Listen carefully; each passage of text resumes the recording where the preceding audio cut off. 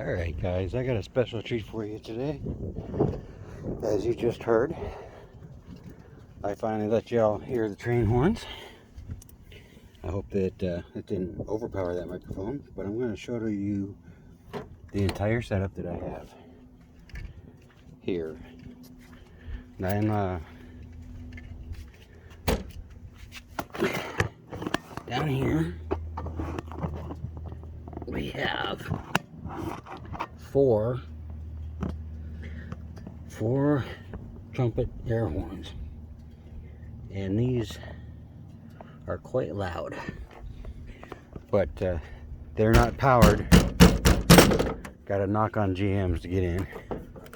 They're not powered by one of those little bitty compressors, you know, the electronic ones that take forever to charge up. Right there's the business end. We got a half-a-gallon air tank, which is rated up to 200 psi, I think. And we have an air pump to keep air in there. Got a pressure gauge here, and then the switch that shuts it on and off. It turns it on at 90 and shuts it off at 120. So there's 120 psi when the tank is full. And even after a few blasts, it'll kick on once it hits 90. So there's like always 90 psi available for my train horns, which makes it awesome, especially if somebody really annoys me. And I've been using them recently too, you know, the last few days. I run across stupid people. I don't, you know, just go around blasting people all the time. I save these little train horns for special occasions, like idiots that pull out in front of me and stop in front of me. So what I did here is, in this fuse box, I ran a power wire to this relay, and then the signal wire to a fuse that's off when the ignition is off, so that this relay, when you turn the ignition on, this relay engages and the power goes through the fuse right down to the compressor. But it only runs when the key is on, because I don't want to sit there and run all night long killing the battery. The other relay is actually the functional switch to transfer, because I use the same button. When I press this and the horn button in the center of the steering wheel, either two horns are going to sound, either the regular horns or the nice big air horns that you heard. So when the ignition is off, like right now, the relay is off, it's not energized, and that connection runs to the factory horn. So whenever you turn the ignition off, you're never going to honk the air horns at all. And then when you turn the ignition on, it puts power to this relay and engages it, and that switches, this relay switches from the factory horns to the air horns.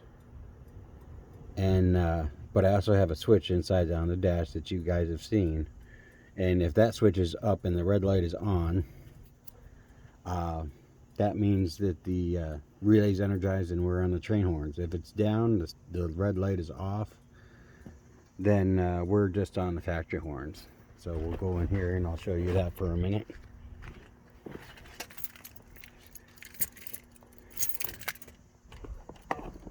So you've all seen the switch there. Now the dash is together.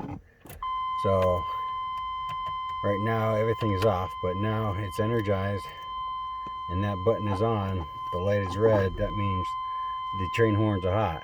So you flip it down, it de-energizes the damn it, I keep forgetting about the radio. It de-energizes the relay and shuts off the train horns to the factory horns.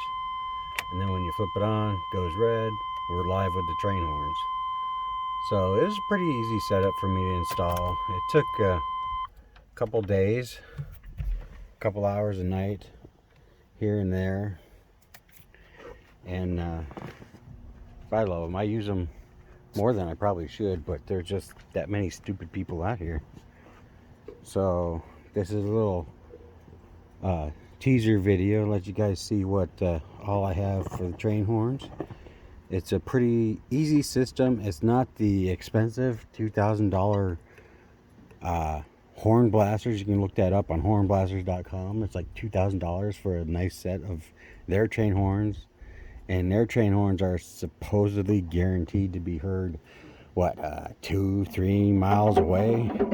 You know, you can hear these 2 or 3 blocks away. And you know what? That's all you really need. So we're gonna lock down the hood and hop in the truck, and we're going to end this video for you guys, and we'll get this out sooner or later. So till the next video, y'all have a good day.